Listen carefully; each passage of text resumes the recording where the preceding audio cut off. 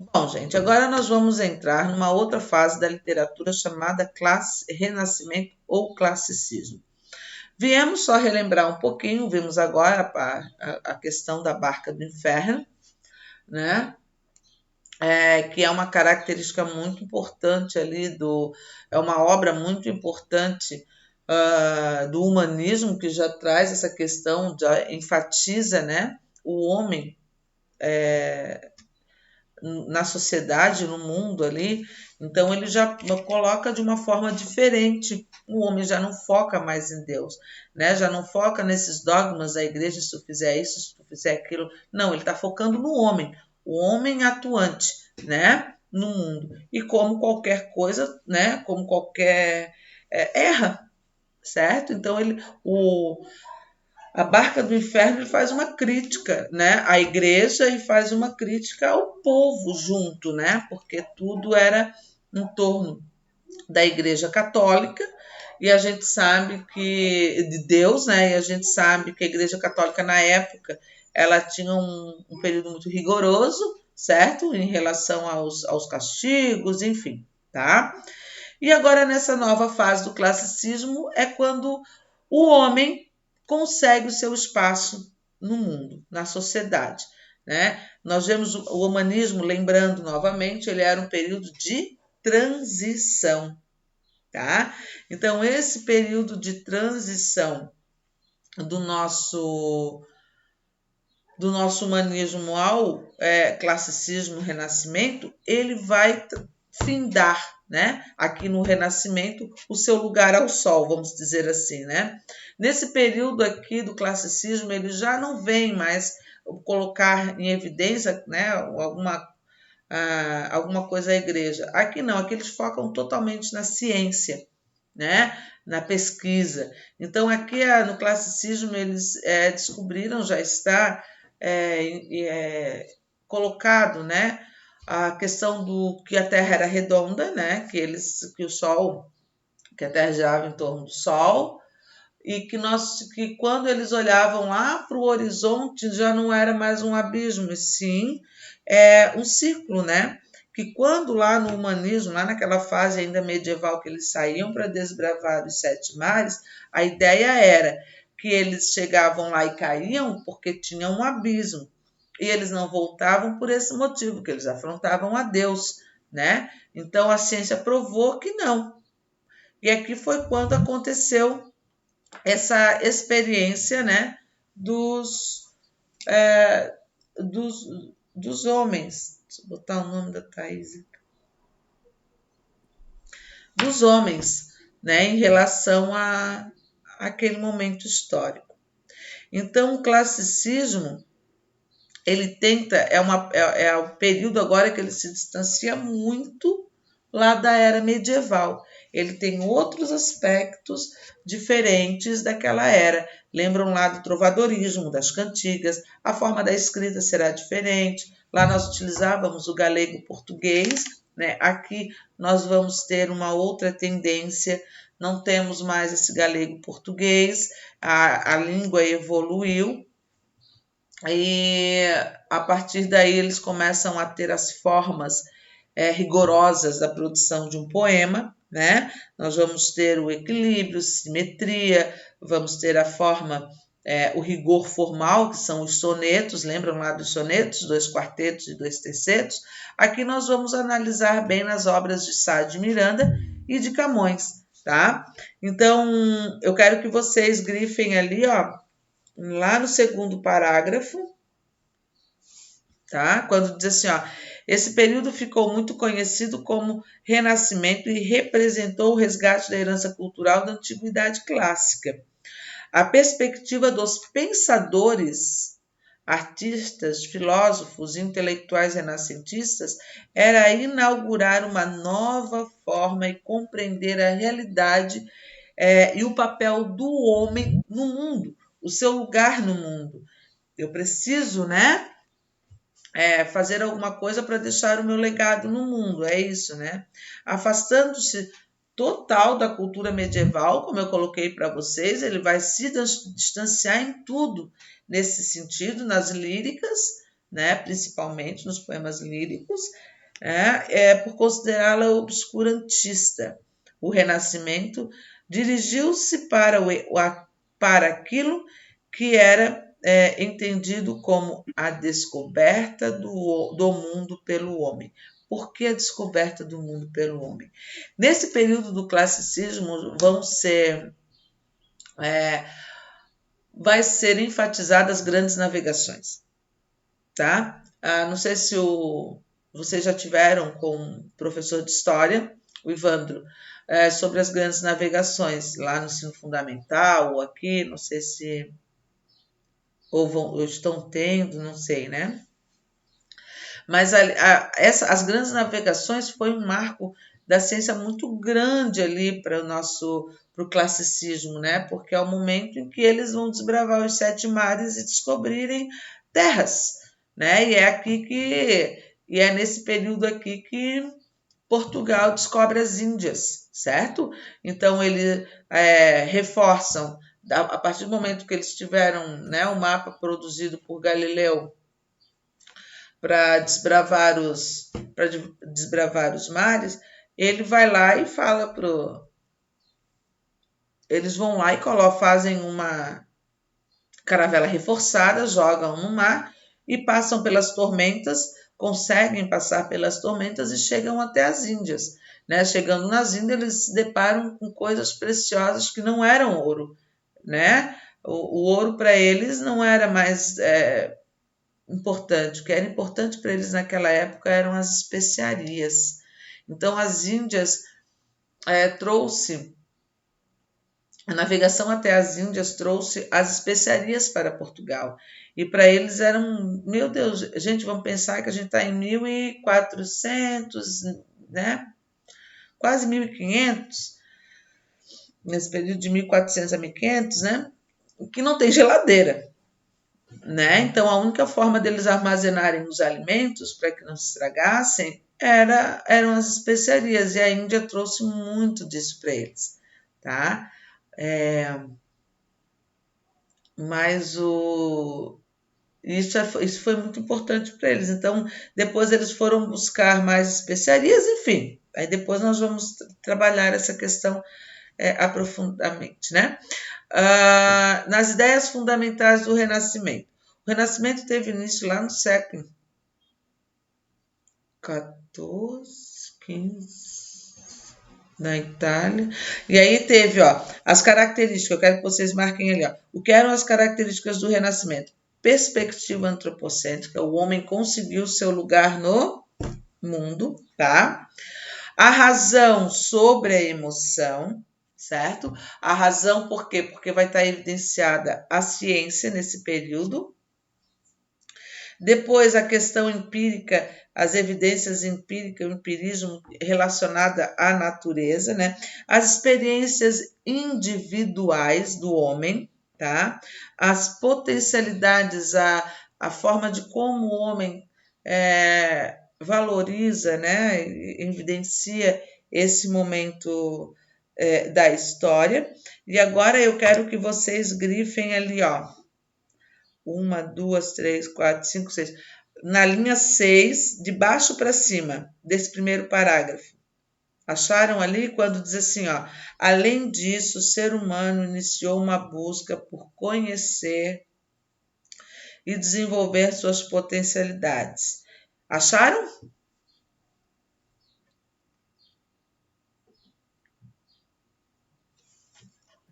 Não achei não, professora. Sexta linha de baixo para cima. Eu achei, professora, mas é só para marcar até potencialidades ou é mais? Até o ponto, até o final do parágrafo. Até entre outros. Tá? Tá bom, obrigada. O restante achou? Encontrou ali?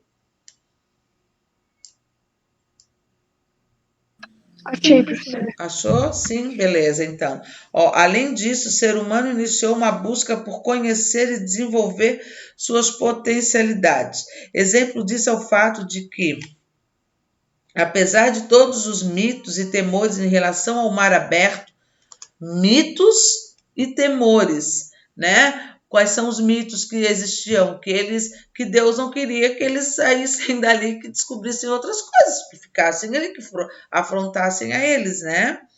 E o medo do mar aberto. Não sei o que me espera. Eu vou navegar e eu não sei, tá?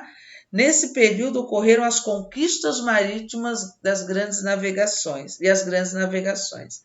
Assim o homem tentava superar suas limitações. Eu vou ver no que vai dar, tá? Então eles foram e deram a cara a tapas, vamos dizer assim, certo? E avançar nos conhecimentos científicos, que o levaram a descobertas no campo da medicina, da astronomia e entre outros. Então ali o homem começou a perder o medo, tá, gente, em relação a isso. E nesse período, até não faz muito tempo, né, assim, se nós formos pensar, tá? Mas a ciência e a igreja, elas se confrontam muito, né? Porque a ciência explica, certo? Por que daquilo? Olha o que nós estamos passando atualmente, né? Estamos fazendo a vacina, mas a gente tem que ter muita certeza de que será eficácia, né? Será eficaz. Então, a gente tem que... A eficácia dela para nós é importantíssimo, por isso tem como é que eu posso falar? Tem experimentos até três etapas, né? A primeira, a segunda, tem vacina que já está na última etapa. Então, eles passam por vários momentos para terem a certeza. Enquanto a religião, tudo na ideia deles era, na época, milagre, né? Então, hoje eles entraram num consenso, né? Enfim, mas era uma briga constante, já dessa época aqui, tá, gente? Que nessa época, principalmente, eles não aceitavam a igreja. E eles acreditavam que essas pessoas que afrontavam a igreja, eram, que a gente vai conhecer depois, tá? Mais na escola literária. Então, eles que afrontavam a igreja eram bruxos, bruxas ou coisas que não eram, né, como acontecia lá no medieval, tá? Eu quero que vocês grifem aquele próximo parágrafo que diz assim, ó, a obra de arte passou a exercer um papel fundamental na constituição do homem. A obra de arte que eu falo é tanto na pintura, na escultura, quanto na escrita. É nesse momento aqui que nós vamos trabalhar a literatura clássica, tá? É importante que vocês tenham em mente o que é a literatura clássica, a forma dos poemas, que eles são escritos em sonetos, metrificados. Lembram lá a escansão que a prof não quis passar para vocês? Lá no primeiro bimestre, que era da P2, né? Que a gente continuou o conteúdo, porque eu precisava que a gente tivesse em sala de aula para eu poder explicar direitinho para vocês como se fazia, é nesse período aqui, tá? Então, nós temos que entender que o classicismo, a literatura clássica vem desta época, né? Por utilizarem a mitologia grega, por utilizarem essa metrificação, todas essas canções, tudo muito formal, rigorosamente, tá? Por quê? Lá depois, as outras escolas literárias, quando vocês estiverem lá no segundo ano, por exemplo, nós vamos ter uma escola literária que vai retomar todas essas características, né, aqui do clássico, porque eles enfatizavam e diziam que o classicismo era a forma mais correta de se escrever um poema, né? E aqui a gente e eles brigavam muito, porque eles foram até lá no modernismo brigando, tendo essa reação, que o modernismo é que acabou com isso tudo, tá? Mas até então, essa forma aqui, o classicismo é considerada era clássica, mas é o momento da história que permitia isso, tá? Então, quando ele diz ali, ó, rigor ao culto, a forma, nós vamos trabalhar os sonetos. O que são os sonetos mesmo? Como é a forma do soneto? Como é que a gente trabalha a forma de soneto? 2 quartetos e 2 tercetos. Perfeito. 2 quartetos e 2 tercetos. E Camões e Sá de Miranda são os dois caras que vão representar esse classicismo. Um foi o pioneiro, Sá de Miranda, né? E o Camões só seguiu a escrita de Sá de Miranda, tá?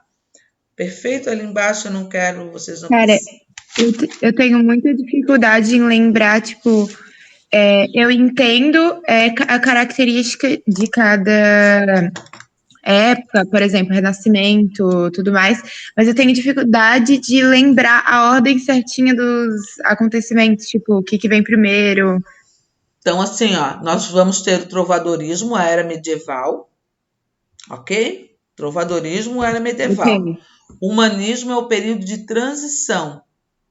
O homem Ah, tá. começa a dar os seus, mostrar suas asinhas ali, que vai para o renascimento e classicismo. Ó, renascimento. Hum, O homem ressurge, renasce, entende? Ele toma o seu lugar ao mundo, é essa a ideia. Aí vem o renascimento. Então a ordem é medieval, humanista, renascimento e classicismo é a mesma coisa, tá? Renascimento e uhum, classicismo é a mesma coisa. É a mesma tendência, vamos dizer assim. Porque o renascimento, Ana, é a questão da muito voltado para a arte, né? Ali sim. as esculturas, né? Vocês podem ver que a Helenice, eu não sei se vocês estão trabalhando isso com a Helenice ou se já trabalharam esse ano, né? Mas ela vai trabalhar assim, as esculturas, a questão da mitologia grega, muito, né? Os pensadores, enfim, aqueles anjos, enfim, nesse patamar, tá? O Renascimento. O homem pensante, aquele pensador, né? Aquela estátua lá do pensador, então ele representa o Renascimento, tá? Tá, E aí nessa uhum, fase, e o classicismo é mais voltado para a literatura, por exemplo. Esse termo é mais é, visto pela literatura, mas pode ser renascimento, ou tanto é que lá na apostila está aqui, ó, renascimento ou classicismo. Os dois estão, um e outro, uhum. tanto Tá, ô faz. professora, mas aí a gente não fala trovadorismo, a gente fala medieval. Medieval, era medieval. Medieval Tá, então, trovadoresca, pode ser, tá? Medieval trovadoresca. Na época do medieval e do humanismo, eles utilizavam Deus para explicar muitas coisas e tudo mais. Aí, a partir do Renascimento, eles começaram a valorizar a razão e aí e começou a impulsionar a ciência. Isso, valorizar. E o homem, pensa também assim, a nós, nesse teu raciocínio, que o homem ocupa o seu lugar no mundo, tá? Então ali o homem está começando a ser atuante no mundo, entendeu? Devido à razão, né? Devido ao Entendi. pensamento, tá? Fechou? Sim. Perfeito. Fechou, professora.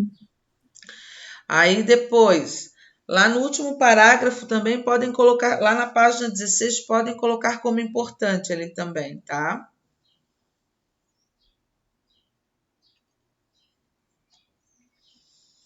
Ali, Professora, na página 16 pode-se entender a mudança do status ou é para marcar o Luiz Vaz de... não, lá em cima, parágrafo lá em cima. Tá É a, bom, obrigada. é a conclusão de tudo que foi dito, tá? Pro, pode repetir o último que tu pediu? É porque eu tava anotando. No último parágrafo da página 16, lá em cima, antes do poema lá. Ou melhor, no primeiro parágrafo, né? É porque é a continuação do outro, aí por isso que eu disse que era o último parágrafo. Ah, tá, entendi. Obrigada.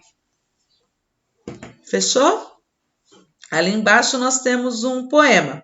Olhem a forma desse poema. Nós podemos classificá-lo como?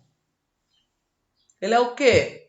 Soneto. Um soneto. Um soneto, porque eu tenho dois quartetos Quartetos e Quartetos e dois dois e tercetos. dois tercetos. tercetos. Perfeito.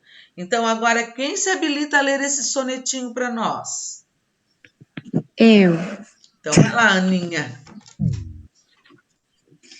Busque amor, novas artes, novo engenho, para matar-me, e novas esquivanças, que não pode tirar-me as esperanças, que mal me tirará o que eu não tenho. Olhai de que esperanças me mantenho, vede que perigosas seguranças, que não temo contrastes nem mudanças, andando em bravo mar, perdido lenho. Mas, com quanto não pode haver desgosto, onde a esperança falta, lá me esconde amor um mal, que mata a não se ver, e não se vê. Amor um mal que mata e não se vê. Que dias há que n'alma me tem posto, um não sei que nasce não sei onde, não sei como, e dói não sei por quê. Olha a última estrofe ali, o último terceto, né? Que dias há que na alma me tem posto, o não sei que nasce não sei onde, vem não sei como e dói não sei por quê. A gente vê um momento total de contradição e paradoxo. Lembram lá que a gente trabalhou paradoxo e a antítese? O paradoxo quer dizer ideia contrária, enquanto a antítese fala de palavras contrárias, certo? Então, nesse último terceto aqui, a gente vê nitidamente esse paradoxo, esse sentimento contraditório, e no poema inteiro, na verdade. Amar ou não amar? Será que eu vou ter esse sentimento? Será que vou um dia amar? Eu tenho a esperança de amar, né? Ele não determina, né? Ele não define, ele provoca sensações imprecisas em todo o poema. Ele não descreve, na verdade, esse sofrimento, essa inconstância que ele vive no poema por inteiro, tá? Então a gente percebe, e nós vamos perceber nos poemas tanto de Sá quanto de Camões, essa questão da paradoxal o tempo todo, tá? E a antítese também, essa contradição total, certo? Ali embaixo, esse poema de Camões, né? Ô, Pro, Oi. com licença, é só a partir do contemporâneo que eles param de fazer em forma de soneto? Foi a partir de quando? Não, né, o contemporâneo eles ainda escrevem. Lembram lá que a gente viu Sim. o modernismo de Não, Vinícius de eu Moraes? tô começando. Essa liberdade começou, tipo, Ah, onde? tá. Não, no romantismo ele já tem. Lá Ah, tá. em 1836, eles têm essa liberdade formal de escrita, tá? Mas aí o parnasianismo, ele busca essas características e mostra que só escrever mesmo era esse povo do classicismo, que daí vem o modernismo e acaba com tudo, né? Mas aí Vinícius de Moraes é um grande sonetista da segunda fase modernista. Só que lembra que a gente comparou o soneto de Camões com o soneto Sim. de Vinícius? Ele não, Uhum. em questão do emparelhamento lá das rimas A, B, B, C, né? Aquela coisa e a questão da escansão é totalmente diferente, a linguagem, porque os sonetos aqui eles se conversam, né? E lá no de Vinícius não se conversava. Tinha características modernas, mas dentro de um soneto, dentro da forma do soneto, né? Então, foi mudando, foi evoluindo, tá? Mas no romantismo, a gente vai ver, eles já buscam mais ou menos essa liberdade de escrita, tá? Ô, professora, desculpa te interromper um pouquinho, mas é que o Gabriel mandou avisar que a internet dele caiu.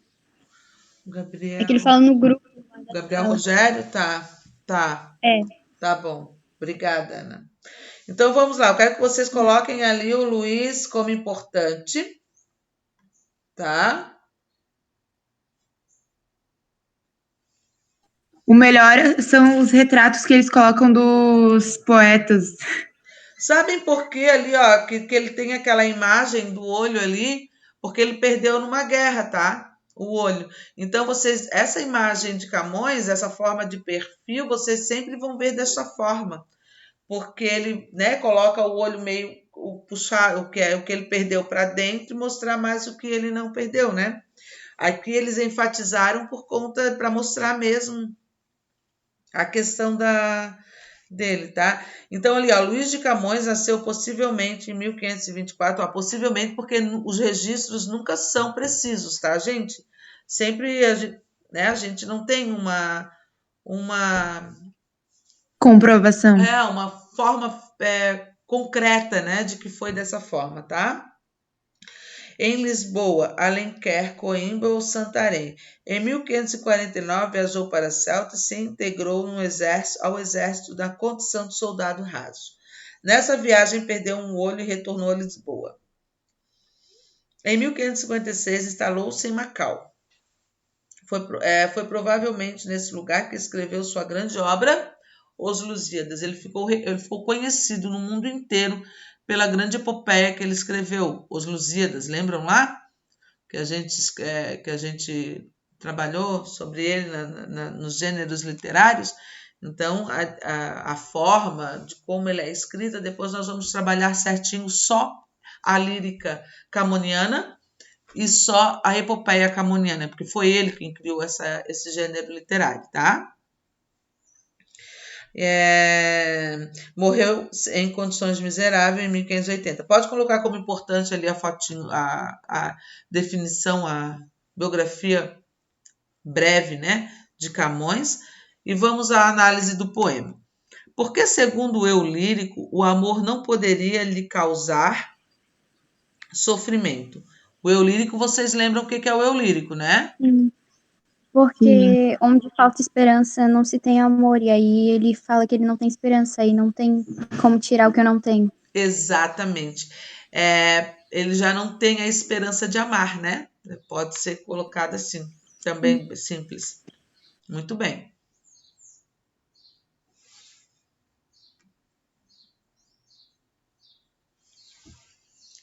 Depois, o sentimento amoroso deixa o eu lírico em uma condição que ele não consegue determinar. É uma afirmação, tá?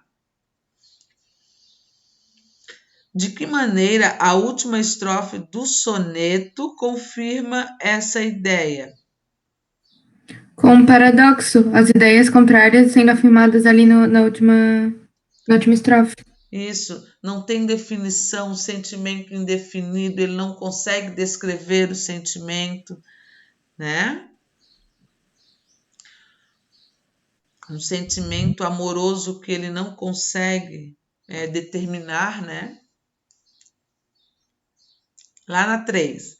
De acordo com a sua leitura do poema, o eu lírico realmente desistiu do amor? Dá a entender que o eu lírico desistiu do amor ali? Embora tenha muitos paradoxos, né?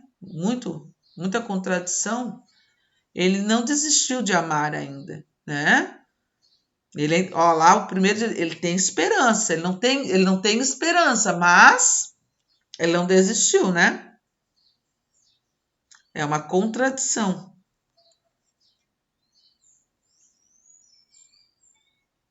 Entenderam ali? Sim. O que eu achei foi que, tipo, ele tava cansado de sentir aquilo, mas que não tinha desistido do amor, assim. Ô, professora, pode botar não e uma parte do soneto? Pode, Olhai de que esperanças me mantenho. pode. Fechou? Uhum. Lá na 4. Os poemas do trovadorismo eram compostos de maneira simples. Lembram que era para memorizar? Musicalidade, os poemas eram curtos, né? Para ter essa questão da memorização, tá? Ó, tá ali, ó, usando refrãos e versos curtos, né? O soneto de Camões se aproxima ou se distancia desse modo de escrever? Se distancia, Se não tem, distancia. não tem refrão, não tem verso curto. Muito bem, não tem um verso curto. Perfeito.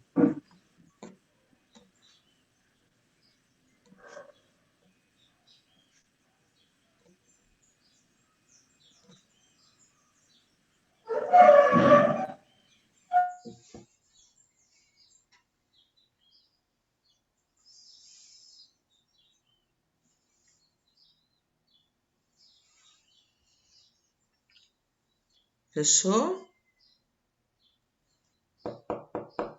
Gente, agora ali, classicismo e renascimento em Portugal. Esse período ali do classicismo é meio que voltado para essa região mesmo, português, Itália, França, mas o que ficou mais enfatizado mesmo foi a questão em Portugal ali que a gente trabalhou, tá? Então, eu quero que vocês coloquem aquela parte ali que é histórica, tá? Para vocês terem uma noçãozinha. Como importante, podem colocar ali como importante. Nós temos uma imagem aqui ao lado que fala das guerras, das invasões portuguesas, tá? E nós temos também.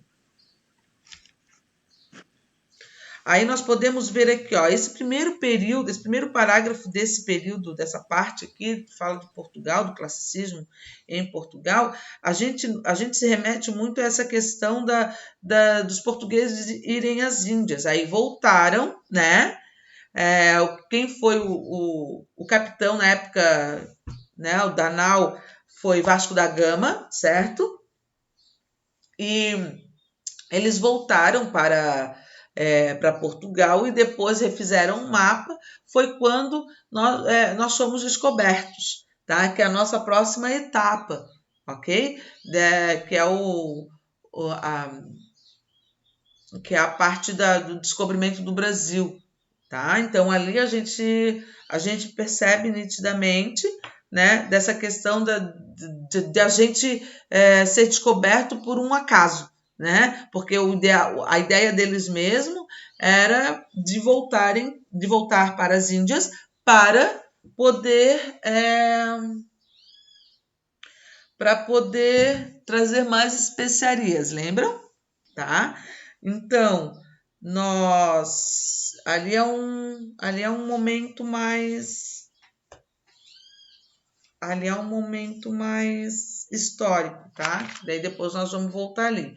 Sá de Miranda, lá na página 18. Agora nós vamos partir para os autores. Sá de Miranda, ele foi o pioneiro do classicismo, né? Ele trouxe para Portugal as tendências usadas na Itália, por exemplo, tá? Então ele trouxe toda aquela forma rigorosa, os sonetos, a escrita para a literatura portuguesa, que Camões só continuou, né? Sá de Miranda foi o grande repercussor e Camões ele seguiu Sá de Miranda. Então aquilo tudo ali podem colocar como importante, tá? E depois, oi. Eu estava anotando as respostas. Tu pediu para marcar alguma coisa relacionada ao Renascimento em Portugal? Só o primeiro parágrafo. Tá. Ali no Sá de Miranda tem o segundo parágrafo que descreve as características da forma da escrita de Sá de Miranda. Então, ali eu quero que vocês grifem como importante, né? Que ele utilizava, ó, as formas de soneto como as cestilhas. Quando eu falo em cestilhas, são 6 sílabas poéticas, tá? No Sá de Miranda é o segundo parágrafo, né, Pro? É o segundo parágrafo. Tudo é importante, mas é enfatizar o segundo parágrafo, tá?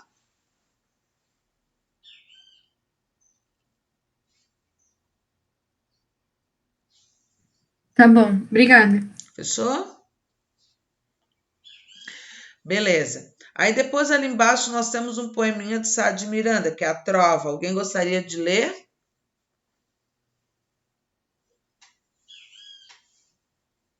Quem se habilita? Thaís. Thaís, aluna nova, né, Thaís? Depois eu verifiquei aqui, olhei o chatzinho, me lembrei. Bem-vinda, tá? A nossa salinha.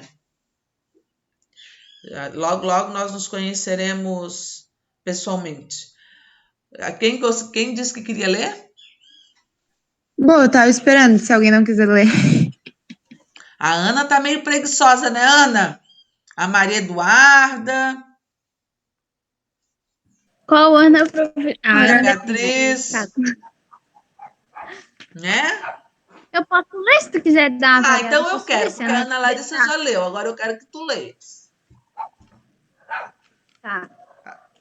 Só deixa eu fechar a janela, porque tem uns cachorros tão loucos aqui. Eu sei muito bem o que é isso, porque eu saí até lá do quarto porque os meus cachorros estavam medonhos. Aí as minhas filhas não estão em casa, aproveitei. Não sei como é que tá.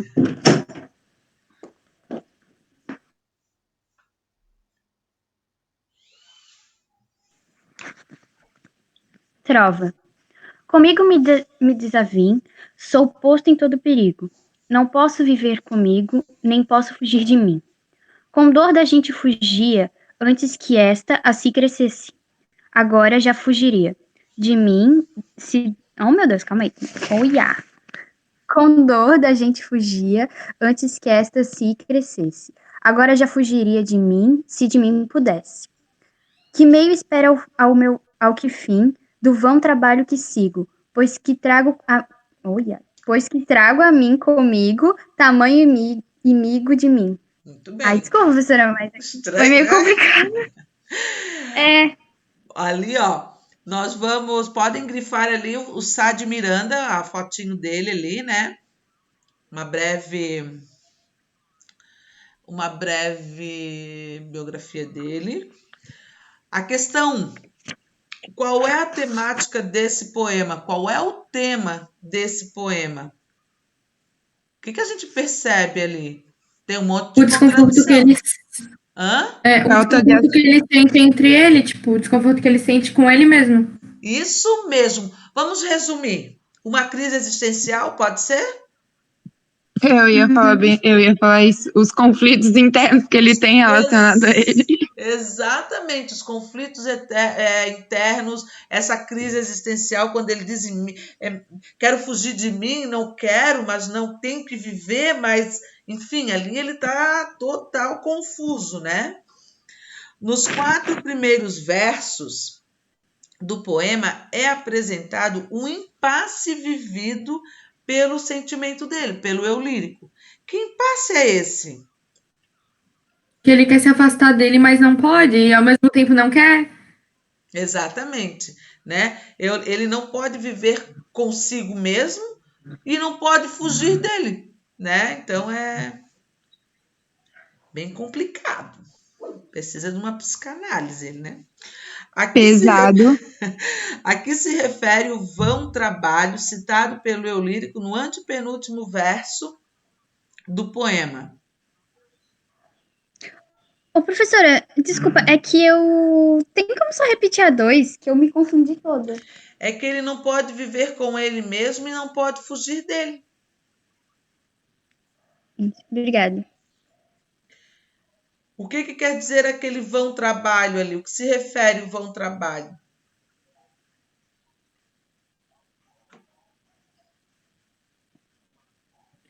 Não seria tipo um trabalho em vão, assim, um trabalho que tá sendo feito, mas que não tem muito a agregar.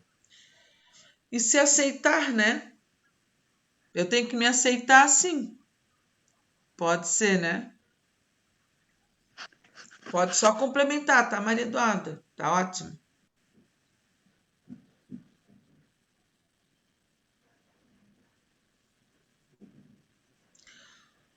Qual é a métrica desse poema? Esse eu vou falar para vocês, tá? Porque nós trabalhamos em sala, mas lembram que eu não cobrei isso de vocês, tá? Só façam a referência. Qual é a métrica desse poema? Ela é uma novidade renascentista ou é uma métrica que já era usada anteriormente, né? Essa métrica aqui é as 7 sílabas poéticas, lembram lá?